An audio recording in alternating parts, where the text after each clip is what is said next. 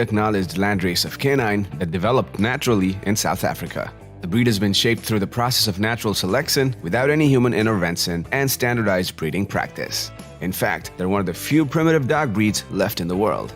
The Africanis is a smart, athletic, and cautious breed that is renowned for their hunting and herding skills.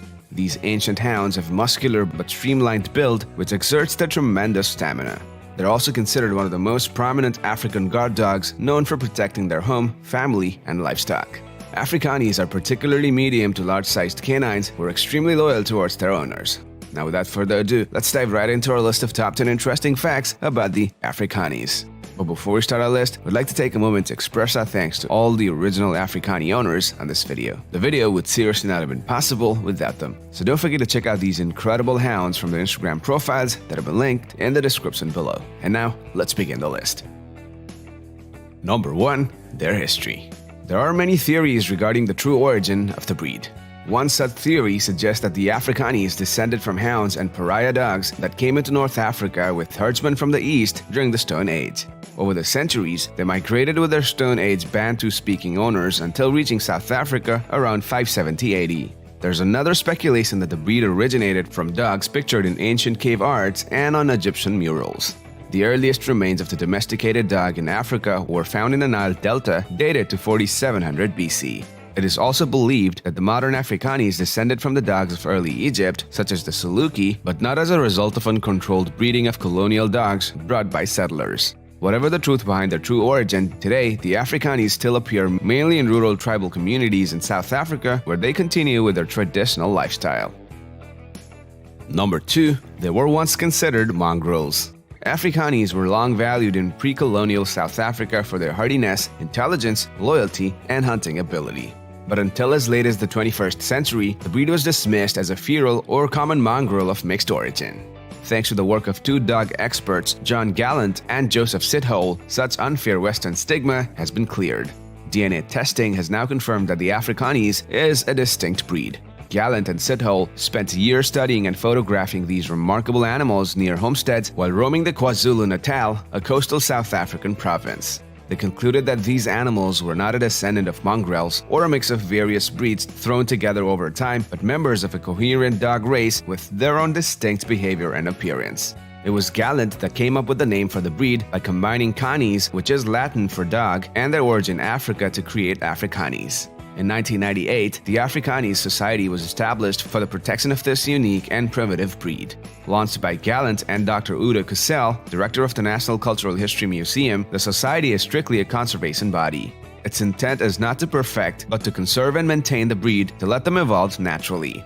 While a great deal of variation from dog to dog is encouraged in this landrace breed, certain standards have been put in place to prevent the spread of particular genetic disorders such as issues with dermoid sinus in dogs with ridged backs. Number 3. Their appearance. The Africanis is an ordinary-looking, medium-sized dog, sometimes scrawny, that can be identified particularly with their long cone-shaped muzzle and springy curled tails. The beauty of this dog is embodied in the simplicity and functionality of their build. They have long, slender legs, and they tend to be slightly longer than they're tall, which is a possible adaptation for speed. These dogs tend to be very active and may or may not have a taller ridge of hair down the center of the back. At times wrongly attributed to starvation, the naturally slender build of the breed and slightly visible ribs are a normal condition among these dogs in good health. Their wedge-shaped, streamlined head is similar to ancient sighthounds. The oval-shaped eyes of the Africanis can come in any shade, although there are recommendations against breeding those rare dogs with blue or double-colored eyes. Their medium-sized V-shaped ears may droop or may appear to be carried erect or semi-erect. These hounds flaunt their short coat, which comes in a variety of colors including brown, black, brindle, white, and mostly everything in between. Number 4. They are naturally subservient dogs. As a primitive hound, the Africanis is guided by their instinctive subservience, the very drive that made their distant ancestors prime candidates for domestication. This means they are exceptionally loyal and naturally obedient towards their family. They're also very playful and friendly dogs who are equally good with kids. Their playfulness and social behavior also mean that they get along well with other pets. So the friendly nature and willingness to please make the Africanis a perfect family pet. Number 5. They make excellent guard dogs. The Africanis is a territorial breed without being obtrusive. They are friendly dogs showing watchful behavior and are always cautious in approaching new situations. And as we mentioned earlier, the Africanis is a subservient dog who's bound to follow you and guard your property for hours. This loyal trait, coupled with their watchful behavior and good hunting instincts, make the Africanis natural guard dogs without being overly aggressive. Number 6. They need their own space. Now this might come off as a tad surprising for a dog that is exceptionally amiable to their owners and other animals alike, but at times, the Africanis do demand privacy or space. Traditionally, they were always close to humans, other dogs, livestock, and domestic animals.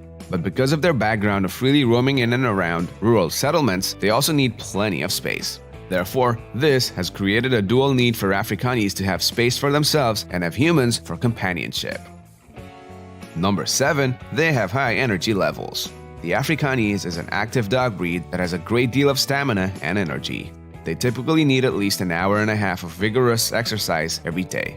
While long walks and hikes are appreciated, these dogs are happiest if they are given frequent opportunities to stretch their legs and actually run. If kept in a residential area, the Africanis should be walked daily to fulfill their primal canine instinct of walking freely so that they can adapt to such an environment. In addition, they should also be given regular opportunities to run and play. Make sure any yard in which they can run loose has a fence high enough to prevent their determined efforts to escape and explore if the area is unsafe. Number 8. Their training. The Africanis is remarkably intelligent with a very low potential for mouthiness, which is why they aren't hard to train. Thanks to their intelligence, they do well in almost all types of dog trials and activities, including obedience, agility, and endurance, to name a few. Although they are independent dogs by nature, this characteristic eventually gets subsided by their willingness to please their owners. And since these hounds are also clever enough to recognize their rewards, positive reinforcement techniques work great with them. Number 9. Their coat and grooming requirements. The Africanis is ideally suited to survive in the harsh conditions of Africa without the aid of pampering and grooming. But because of the rapid domestication of the breed, they need more care than ever when it comes to their grooming necessities. These guys are average setters, so there's only minimal work to do with their coat. Their short, easy-to-manage coat is double-layered and comes in any color or combination of colors, although the breeding of dogs with blue or diluted colors is discouraged for health purposes, as is the breeding of dogs with ridged backs. Comb and brush the smooth coat with a firm bristled brush and shampoo only when necessary. You can remove loose hair by wiping it over with a warm, damp washcloth. Besides, don't forget to trim their nails and check their ears regularly for any signs of infection. In case you notice any abnormalities in their skin, book an appointment with a vet as soon as possible. Number 10. They're naturally healthy dogs. Thanks to their natural evolution, the Africanis has turned out to be one of the healthiest dog breeds. This means they require minimal sustenance, pampering, or special food. They're consistently well and fit and have over the years developed a natural resistance against internal and external parasites. Moreover, hundreds of years of evolution and genetic diversity have also helped to develop this breed to be free from the congenital defects found in today's purebred dogs. Alright folks, with that we've come to the end of our list of top 10 interesting facts about the Africanis. Thank you so much for watching the video. Comment down below if you own one of these primitive African dogs or if you're planning to make them a part of your family. Please leave a thumbs up and share the video if you liked it. For more interesting facts on different dog breeds, click on our channel and don't forget to subscribe. See you guys in the